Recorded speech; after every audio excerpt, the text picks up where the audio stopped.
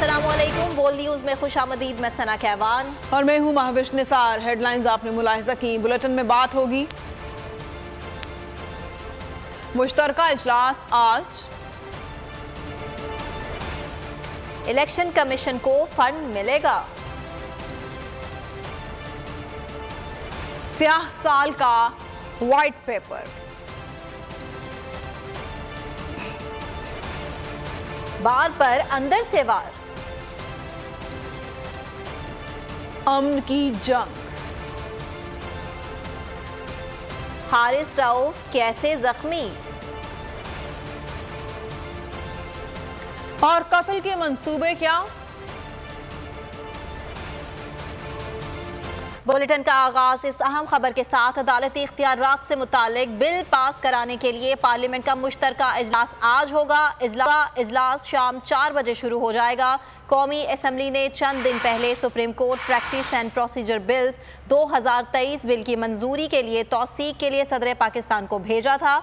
सदर आरिफ अलवी ने बिल नज़रसानी के लिए वापस पार्लियामेंट को भेज दिया, जिसके बाद पार्लियामेंट के मुश्तरका इजलास में बिल पास कराने का फैसला हुआ ताकि सदर मुमलिकत की तौसीक ना लेनी पड़े।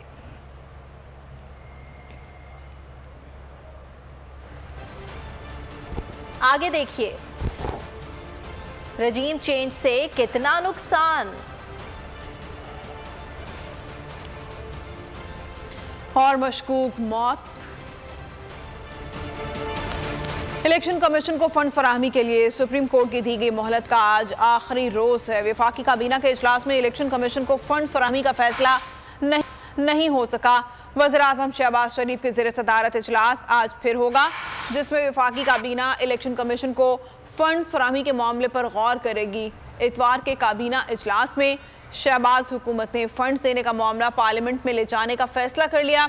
इंतखाबात से मुतालिक नई कानून साजी पर भी गौर।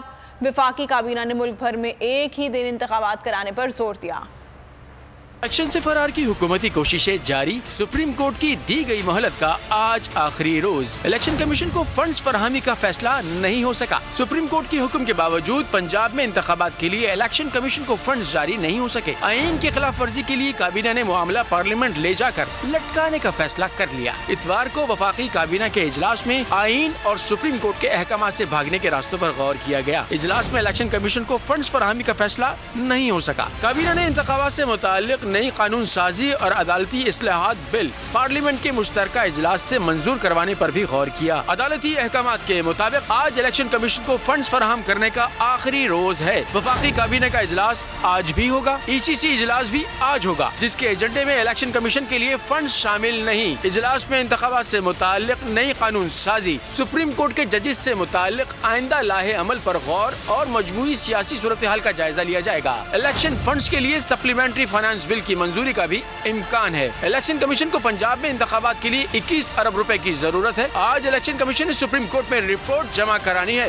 सुप्रीम कोर्ट में जस्टिस काजी फाइज ईसा के खिलाफ क्यूरेटिव रिव्यू पर एतराजात के खिलाफ अपील की समाअत आज होगी। सुप्रीम कोर्ट ऑफ पाकिस्तान के chief justice Umar Ata Bandial appeal की समाअत करेंगे। वज़ीर आज़म शहबाज शरीफ ने 30 मार्च को जस्टिस काजी फाइज ईसा के खिलाफ क्यूरेटिव रिव्यू रेफरेंस वापस देने का हुक्म देते हुए कहा था कि रेफरेंस के नाम पर जस्टिस काजी फाइज ईसा और उनके अहले खाना को हिरासा और बदनाम किया गया। उनके खिलाफ कोई रेफरेंस नहीं था। रिजीम चेंज ऑपरेशन का 1 साल मुकम्मल। इमरान खान कहते हैं साजिश पाकिस्तान से ही शुरू हुई थी, बाद में सब शामिल हो गए। मुझे हटाकर शहबाज शरीफ को लाने का प्लान पहले ही बना लिया गया था। इमरान खान ने कहा कि बंद कमरों में किए गए फैसलों ने मईशत तबाह कर दी। इमरान खान का कहना था कि ये लोग सिर्फ अपने केसेस माफ कराने के लिए आए थे।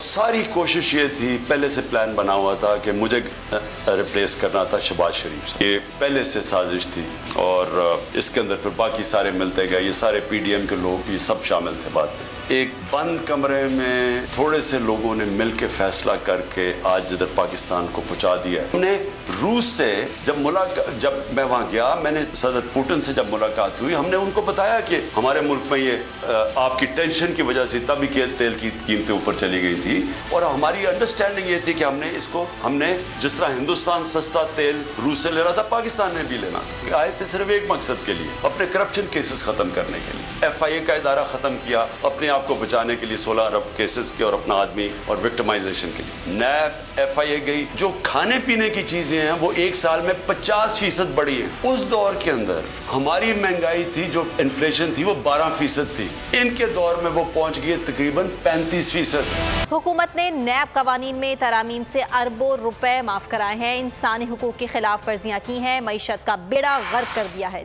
तहरीक इंसाफ ने हुकूमत की 1 साला कारकर्दगी पर वाइट पेपर जारी कर दिया।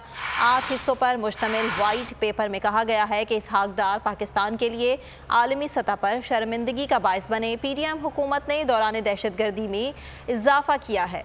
PDM हुकूमत ने मसला कश्मीर को यकसर फरामोश कर दिया और अमरीका के हुक्म पर रूस से सस्ते तेल का मुजव्वज़ा मुआहिदा ख़त्म किया।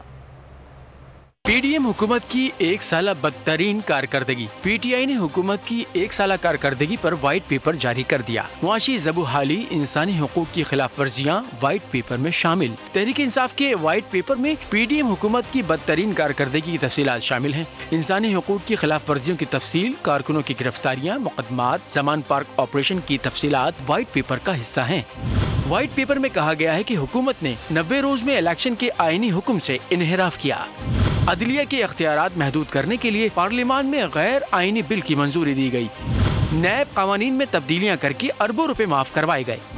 मुल्क में दहशतगर्दी में 53% इजाफा हुआ। गुज़िश्ता बरस में 376 दहशतगर्दी के वाक़यात हुए। हुकूमत की तरजीह दहशतगर्दी का खात्मा नहीं है। वाइट पेपर में कहा गया है कि इसहाक डार ने IMF पर जौहरी प्रोग्राम के हवाले से इल्जाम लगाया। इसहाक डार पाकिस्तान के लिए आलमी सतह पर शर्मिंदगी का बाइस बने। वजीर आजम और वजीर खारजा बैरूनी दौरों पर अरबों रुपए उड़ा चुके हैं। इसके बावजूद पाकिस्तान तन्हाई का शिकार है।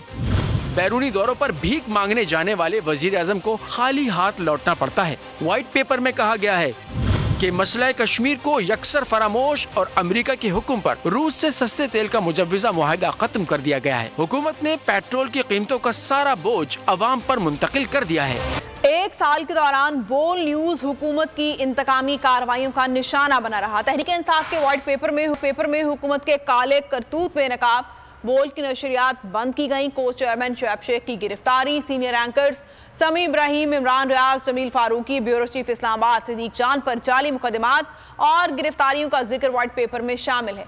अरशद शरीफ शहीद की बेरहमी से कत्ल को भी व्हाइट पेपर का हिस्सा बनाया गया है।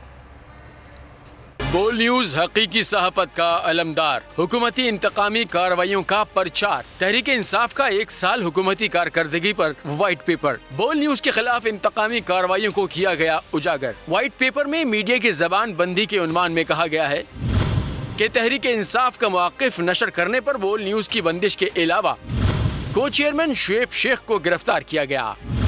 गैर जानिबदार सहाफ़ियों को बेरहमी से निशाना बनाया गया।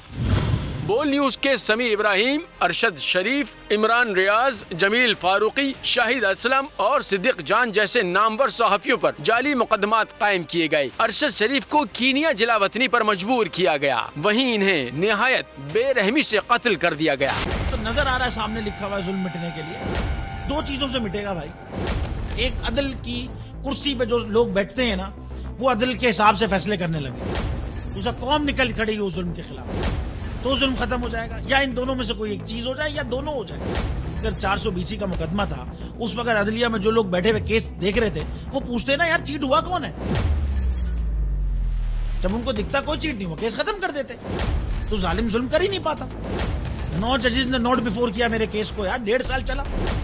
शख्सी जमानत का केस, सेम केस इस्लामाबाद में कर दिया। एक ही इल्जाम पे 2 केस हो नहीं सकते भाई। मतलब 60 दिन का वक्त होता है। 102 दिन के बाद मैं जीत गया, केस बरी हो गया। 102 दिन के बाद अपील फाइल की, एक्सेप्ट कर ली। नहीं करते ना एक्सेप्ट, खत्म हो जाता ना जुल्म यार। भरी अदालत में मुझे बरी कर दिया, फिर पता नहीं क्या हुआ 2.5 घंटे बाद का नोट बिफोर। मैं नहीं सुनता ये केस, खड़े रहते अपने फैसले पे, मिट जाता जुल्म। अल्लाह ताला ने बिठाया इस इन कुर्सियों पे इनको यार, ये अल्लाह ताला की तरफ से फैसले करने हैं। तो या तो ये फैसले आएंगे, जुल्म मिट जाएगा, या कौम खड़ी हो जाएगी जुल्म के खिलाफ।